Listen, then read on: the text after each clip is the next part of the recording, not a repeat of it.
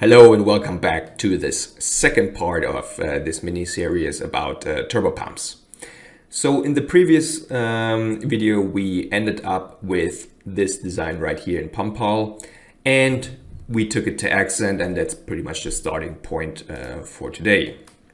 So we will not go too far into the details here. We already did this in previous life hacks. All we're going to do is we will change the shape of the edges, maybe change the beta distribution for the vent diffuser, and that's pretty much it. If you want to know more about AxCent, I encourage you to take a look at the previous life hacks we did on this matter.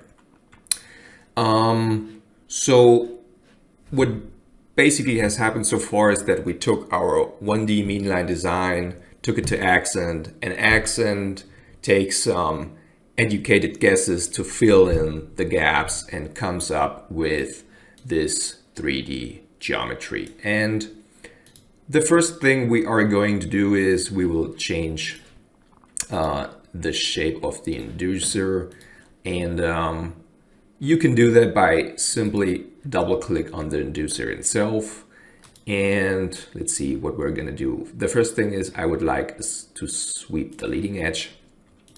You can do this by going to geometry and use swept leading edge. And then if you want to edit it, as always in AxCent, you can just right click and say choose data. I will do that here.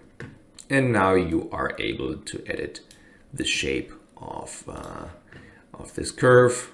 I will just do it like that. If you want an update on your 3D design, you can always just create a new window. And then AxCent will come up with a preview of your 3D geometry. I'm going to just split the windows right here.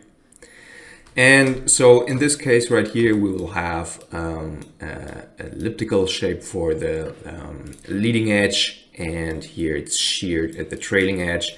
That is something, of course, you can change very easily. You have different options here. For this case, you can shear it also if you want to do that. Let's see if we get an update, and then it's going to look like that. Or, which I'm going to do in my case, I will apply an elliptical shape for both the leading edge and the trailing edge.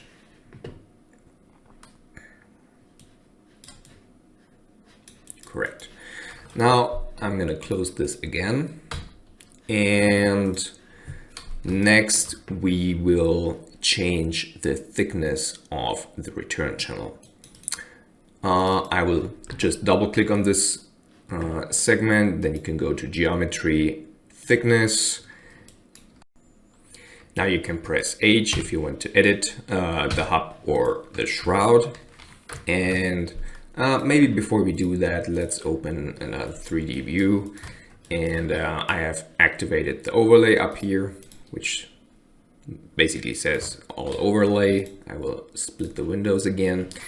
And now you can just either drag and drop these values right here, or you can enter explicit values. So I will choose 5 millimeters here and 10 millimeters here. I'm going to press space so it automatically fits the view. And now you can see we have changed the thickness of our blade.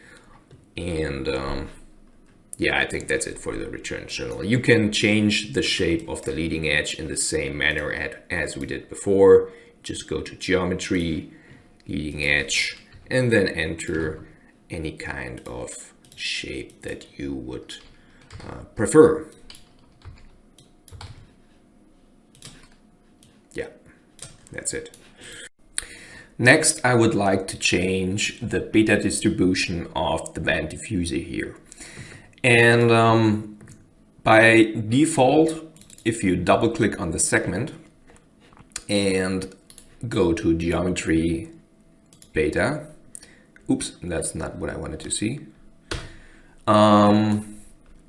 You will get, here we have 2 points. You will get separate curves for hub and shroud. So that's a default. It's a setting called independent hub and shroud. However, if we take a look at the 3D view, this is really a 3D blade, right?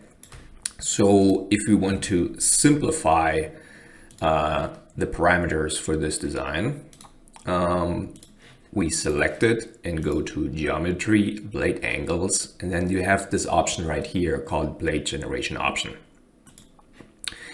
And as I mentioned, it will be called independent hub and shroud. And if you want to change this to a more simpler parameterization, you simply select, for instance, this one right here, 2D wheel with Bezier beta distribution. I'm gonna say okay. Here it asks you if you want to somehow modify this,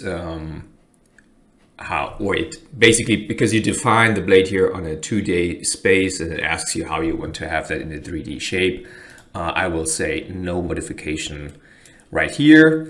And now, as you can see, if I press shroud, nothing happens anymore. So I simply just define the blade angles on the hub, and then it will automatically adjust them on the shroud since it is a 3D shape. I also do not need 4 points here, so I will just remove those 2 points, so I simply have a linear curve. And I will change the blade angle to, let's say, 75 degree. And if you have your overlay function active, you will get the preview right here. The last thing I will do is I will reduce the number of blades in this vent diffuser, which is something you can do via setup segments. And then here for the generic vent diffuser, I will enter 13 vanes, and you also get an update on this directly. Right. Okay. And so as I showed you in the past, you can, let's go back to contours. I'm going to press 0 to see all segments. As I told you in the past, AxCent also allows you to do preliminary analysis of the flow by using the MST solver, which will give you a rough estimate of the flow that you are going to expect. Now this is going to take some time because I did some changes. I will just pause the video for a second. So here we are. Here we see the total pressure. The MST solver is usually quite fast, but so if you are working with tables, which we are doing here from the NIST library, and you have multiple stages, this might also take a few seconds. And I think that's already pretty much all I wanted to show you here in AxCent. So I wanted to keep this very simple. Maybe one more thing. If you want a bulb configuration down here, so of course this is a very idealized inlet. Just double click on the segment. As you can see, the hub is already able to be edited. You can always just add more points.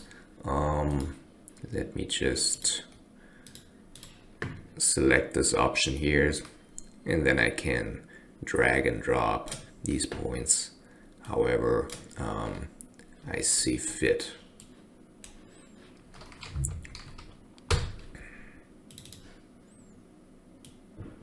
I think you get the idea here, right? And now I have activated my overlay function, so I always see the previous state. If I want to deactivate that, you can always just click again on all overlay.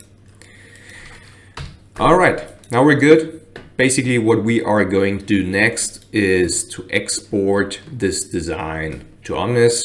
So you just simply go to File, Export, and here you have multiple options to choose. The NUMECA format means you can export all the turbomachinery components as a GM turbo file, and separately we will have to export the volute as 3D solids surfaces, which also gives you multiple options. I just step, parasolid, whatever you prefer, and then you can also choose the segments you would like to export. So I have already done this, and we will pick up here in the next video, and then we will do the entire setup for this design in Omnis. I see you then.